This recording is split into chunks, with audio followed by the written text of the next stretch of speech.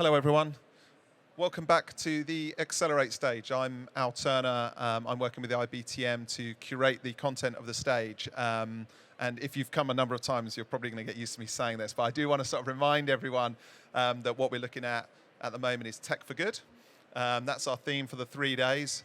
We're looking at now, near, and next. Now is obviously now, what's going on now, and that's today.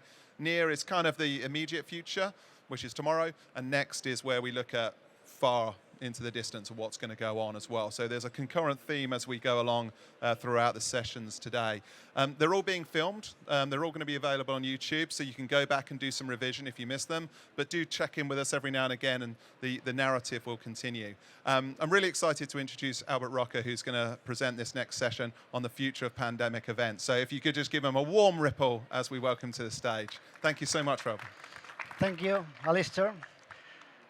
Right, yes, here we are to talk about today events. Talk about today events means also talking about last year events and 2 years ago events. So basically, pandemic brings us a catastrophic situation for all of us in the market, in the business.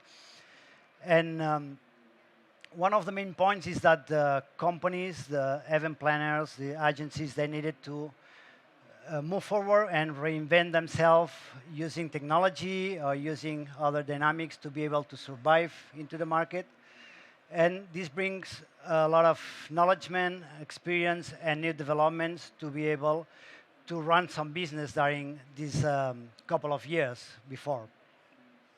So one of the cases, for example, is a company that they were offering technology for face-to-face activities, and they used to run with groups of 5 people around one device, for example, and that was forbidden. So they needed to add an extra layer of technology into their solutions to be able to either work on remote activities, people are staying at home, but being able to be connected, and so on. So basically what we've got these past 2 years has been a mix of in-person, hybrid, and virtual events. And I'm coming to the last 2 years because there are a few things that are coming and continuing on the events today. And I want to explain a bit about the reasons. So the in-person events on these years need to be on reduced groups, on a lot of several healthy measures and restrictions, and they needed to add this extra layer, so it was very good for the market to get this technology to be used.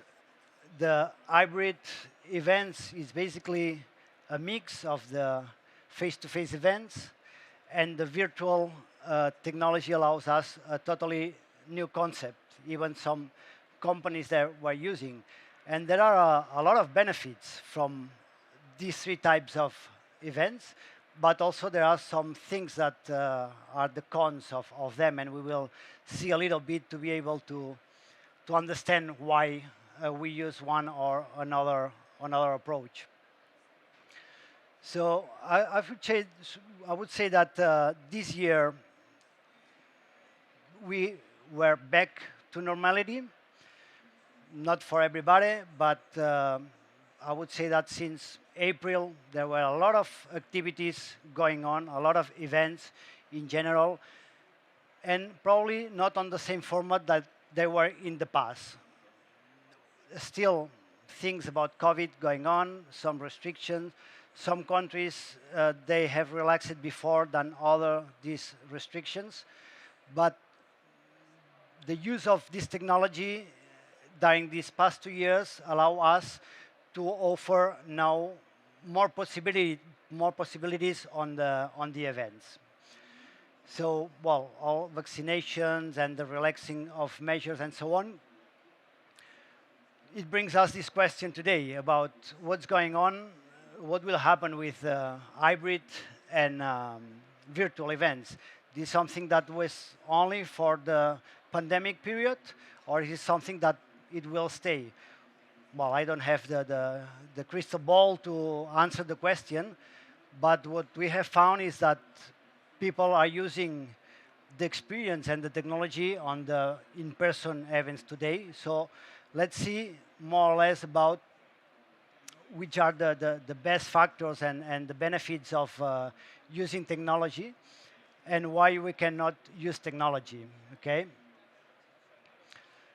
So when we talk about virtual events, and this is what it brings us, the pandemic, it was, of course, a lot of new companies, existing companies that they have grown a lot their business. They've been improving a lot the possibilities. They have also been adding more features into the platforms to be able to manage those events from remote location. And this is bringing a lot of possibilities in terms of group size that face-to-face events are not bringing us, about sustainability in terms of avoiding a lot of traveling, for example, about tracking on systems like registration or knowing how many people is downloading a presentation and all this stuff, which is not possible to manage on a present events. Of course, also allow us better worldwide coverage. So on one of those events, we can have people worldwide on a very easy way. It brings us larger groups because there is, let's say, no limitation. There are a lot of other features, but of course there are also some cons on that. We need to rely on technology, which is good, is great, but if you don't have a good internet connectivity, you are out of the event. There are things like keeping the attendee attention when they are not in front of somebody speaking. It's more difficult. It's difficult to get an event larger than 50 minutes when somebody is looking at the screen, for example. The interaction is also different. And of course, the need of the humans on the face-to-face and the feelings is totally different when we have a virtual event. Then if we go to hybrid events, we have, let's say, the good things from both in-person and virtual events, but also some of the bad things on them. But what we see is that part of this technology is staying on the events today. So it's well, I have point just some of the interesting things on those, because still having people together on a face-to-face event, but allows you to have, for example, a conference attend that is on the other side of the country or of the planet.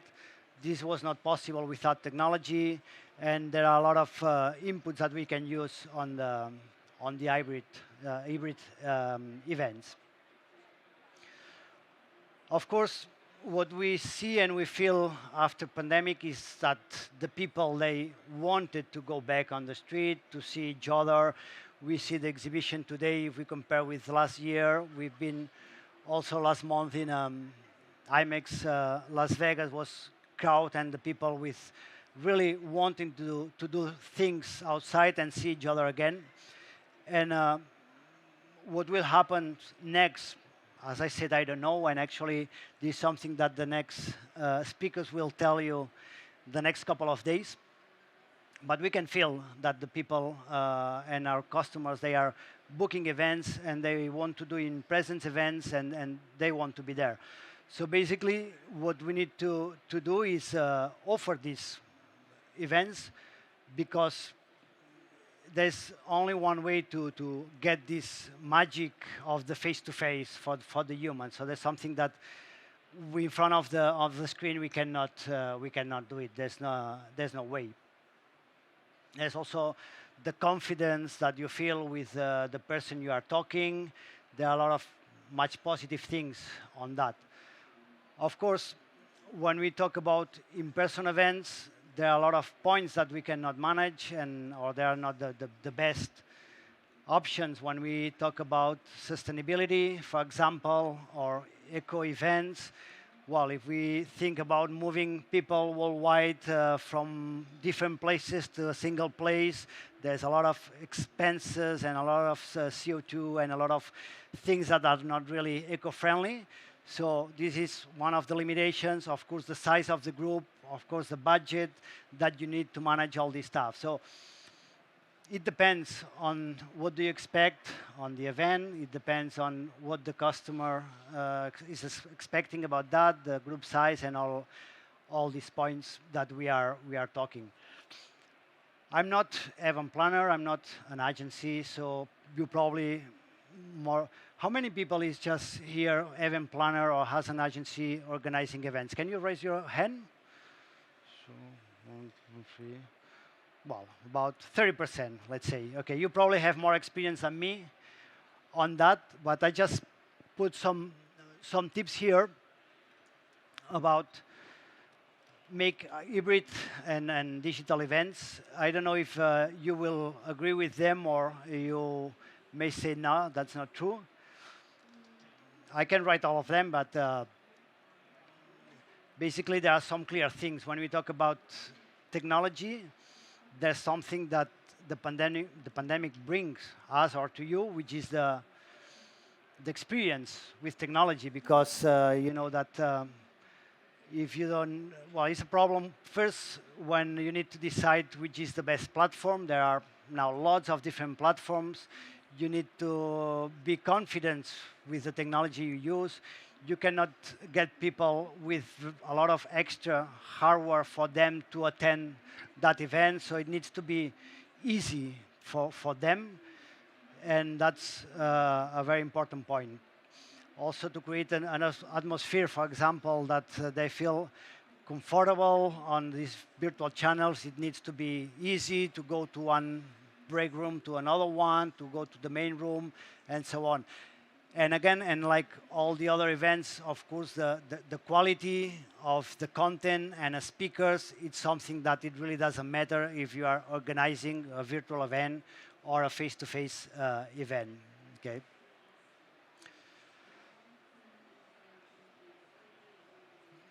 I here just have add some features from mooveTeam in this case, which is our company, but just to talk about the benefits that the pandemic brings to us, which is, as I said at the beginning, there are a lot of extra features or improvements that all digital platform has been developing during pandemic because of the needs on the situation. And these new features and these new possibilities are, of course, here to stay and will help us much better on running these events today. So the bad things on the pandemic, it always, as I'm saying, yeah, bad things are bringing good things. And as we've been these 2 years, well, with a lot of sacrifices and difficulties on running the business, now there are a lot of different options that will help us to run the business again. And as we can see and feel this year, a lot of companies, they are really recovering from these 2 years. And we expect that this will be how it will go right now. So, well, as I said at the beginning, there is not a real or true answer to say, okay, this technology will stay here or not. But what we are feeling and what we are seeing on the events is that, yeah, we are back to type of activities from the past or before pandemic, but with all this extra technology that we have available today, because it helps us to have different kind of events. We can get bigger customer, bigger groups, bigger ideas. So it's something that's what's going to happen. And what we think is that basically, yeah, hybrid events, it's taking a bit the best part of everything in terms of technology, and we keep the face-to-face situation with humans, which is absolutely needed. So that's what we expect to have on this near future. So this has been half of the session.